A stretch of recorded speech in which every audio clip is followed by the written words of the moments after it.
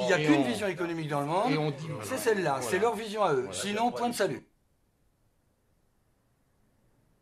Quand on dit là ici que vous parliez des coopératives qui ont été créées dans un but social, parce que c'était une porte de sortie, parce qu'il fallait pallier à la défaillance de certains patrons, donc on avait un besoin, donc il fallait des patrons. Mais aujourd'hui, quand on voit le résultat aujourd'hui, mais c'est une autre forme de patronat. L'ouvrier, qu'est-ce qu'il a à dire? Il n'a pas grand-chose à dire. C'est un conseil d'administration et c'est un directeur qui va prendre des décisions. Et l'ouvrier, c'est tout, ça va là.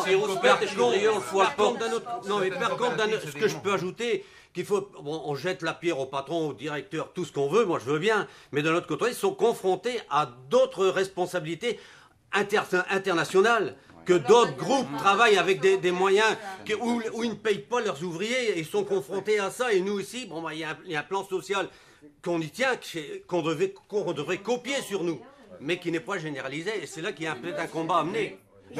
On vient au domaine de la pression idéologique, et là on revient aussi au problème des médias, etc., c'est-à-dire la pensée unique dont tu as parlé tout à l'heure, c'est-à-dire qu'on veut nous faire croire aujourd'hui qu'il faut d'abord résoudre les problèmes économiques et qu'après on fera du social. Or c'est faux, c'est un mensonge, c'est inhumain, et en plus c'est un leurre économique. Parce que quand on regarde par exemple un pays comme le Japon, qui soi-disant il y a 5, 6, 10 ans, il réussissait au niveau économique et que les ouvriers acceptaient, les salariés acceptaient des avancées sociales mineures, et bien aujourd'hui ils plongent. Parce que si on ne fait pas du social, si on n'intègre pas le social avec l'économique, et bien on est battu d'avance, on capote assurément.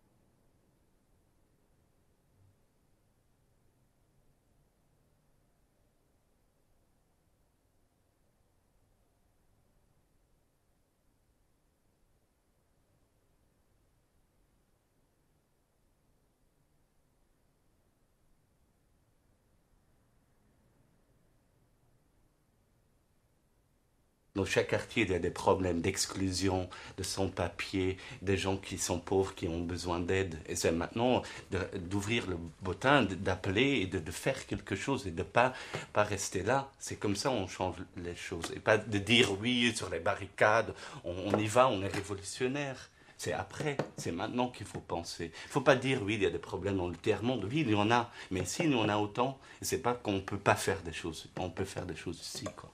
Voilà. Donc tu ouvres le bottin et tu l'ouvres à quelle page? Il y a des associations, il y a plein d'associations contre le chômage, contre tout, contre l'exclusion ou des aides pour les vieux qui ont des problèmes, se déplacer. C'est dans des petites choses, c'est pas dans des grands discours qu'on va changer les choses. Naturellement, on peut, à un moment donné, à un niveau politique aussi, travailler pour la négociation de paix, etc. Mais c'est nous, chacun, dans son coin, avec les amis, avec n'importe qui, même ce dont tu parles, c'est presque de l'humanitaire, quoi. C'est-à-dire que tu avales la pilule, tu acceptes le système dans lequel tu es, et puis en gros tu fais passer la pilule comme tu peux, quoi. Tu crois que c'est tu penses les plaies que les mecs t'imposent. Mais qu'est-ce que tu veux faire? Moi je me méfie de ce genre de choses parce que... Le caritatif c'est bien. Mais c'est pas seulement le caritatif, c'est l'État qui confie à des organisations non gouvernementales, des associations, du réseau associatif de faire des pansements sociaux dont il a absolument besoin pour perdurer. Et c'est pas normal, et en plus il le délègue. Enfin. Il n'a pas parlé seulement de caritatif, il a voulu dire des associations. Des associations, il y en a de toutes sortes, qui luttent contre le chômage, qui luttent contre l'exclusion et qui ne sont pas forcément un cautère sur une jambe de bois. Moi, je pense que c'est important ce que tu as dit, mais c'est pas subitement. Je pense que les gens ne vont pas se mettre à militer parce qu'ils ont participé à un film. L'expérience du film, c'était quelque chose de très intéressant, mais j'espère que la plupart d'entre nous, de toute façon, militaient déjà dans des associations, avaient l'impression de faire des choses.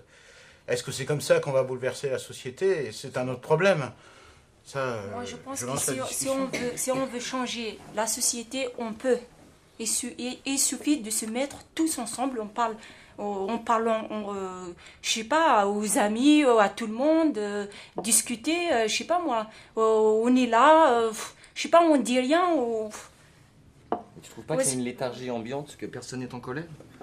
On manque tous de On est colère. oui, on est en colère, mais ça suffit pas. Non, on n'est pas en colère. pas en Moi, je crois pas colère, qu'on est en colère. Au contraire, On l'est d'une certaine manière, On est embrigadé dans un petit confort, qu'on fait perdurer tant bien que mal, et c'est tout. Et on dit, ouais, ça va pas bien. La colère, ça venait d'où? Il n'y a pas véritablement de grands problèmes. On vit dans le confort. La dans condition l'Occident. des travailleurs, elle a peut-être jamais été pire que maintenant. Quand même, non, mais En si, fait, si. on le vit pas. Bah regarde, ils ont leur télé, ils ont leur appartement, blabla. Mais nous Ils n'avaient pas ça. Bah si, quand même. Ça, Le confort, ça, c'est pas... c'est la télé, alors voilà. Ils souffrent pas insensé, c'est insensé. Et là, moi, je m'en suis aperçu parce que quand tu le lis dans des bouquins, ah oui, bon, le 19e, la fin du 19e, c'est terrible, et ainsi de suite. Là, on le vit, tout le monde est en costume, ok. Et là, on voit effectivement la cour, le groupe des ados, et ainsi de suite. Et puis là, on réfléchit là maintenant, et on voit quoi? Que plus d'un siècle après, alors qu'on envoyait les gens dans la Lune, et ainsi de suite, c'est la même chose. C'est exactement la même chose. Au niveau des SDF, au niveau de la précarité, l'exclusion, les inégalités qui s'accroissent, des gens qui sont riches deviennent des gens de plus en plus riches qui deviennent de plus en plus riches. Et sous un pouvoir de gauche, paraît-il, depuis 14 ans. Voilà. Donc c'est incroyable ça. Alors c'est bien, Internet, la Lune, l'espace, le portable, mais bon, voilà, le foot et les restos du cœur, par contre, fonctionnent eux aussi très bien. Et moi, 500 000 repas, c'est ça? 500 000 voilà, repas. tout à fait. Mais tu ne trouves pas que l'expérience de ce film nous a montré quand même qu'il s'est passé des choses incroyables entre les gens ici. Ah, c'est évident. Il s'est passé une parole, enfin je sais pas. Ne croyons pas qu'on a fait une révolution. Ne croyons Mais surtout pas ça. Mais on n'a pas Si. fait. Svan le On croit, a il l'a pris dit tout à l'heure. conscience que les rapports entre les gens étaient, c'est ce qui est le plus primordial pour moi. Et je sais pas si vous vous rendez compte des rapports qu'il y a entre les gens ici. Oui, c'est Et c'est par là que ça commence. Les rapports entre les gens, c'est transmettre aussi à une personne qui est à côté de toi ce que tu penses qui est nécessaire. Enfin, ce que sur le moment, parce que ça change à chaque instant en plus. Mais enfin, c'est transmettre quelque chose à chaque instant, donner, recevoir tout le temps. Et moi j'ai eu la sensation de donner et de recevoir tout le temps. Et en tout cas de beaucoup recevoir, quoi. Beaucoup recevoir de tout le monde, pas à tous les niveaux.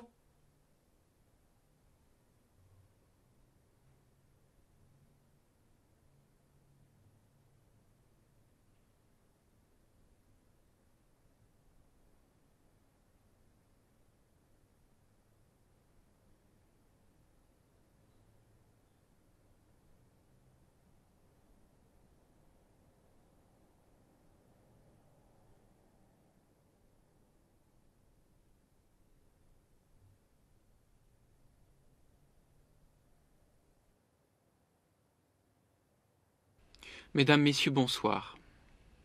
Deux nouvelles décisives viennent de tomber sur nos téléscripteurs. On apprend par un arrêt du journal officiel qu'une cour martiale vient de commencer à siéger pour statuer sur le cas d'insoumission de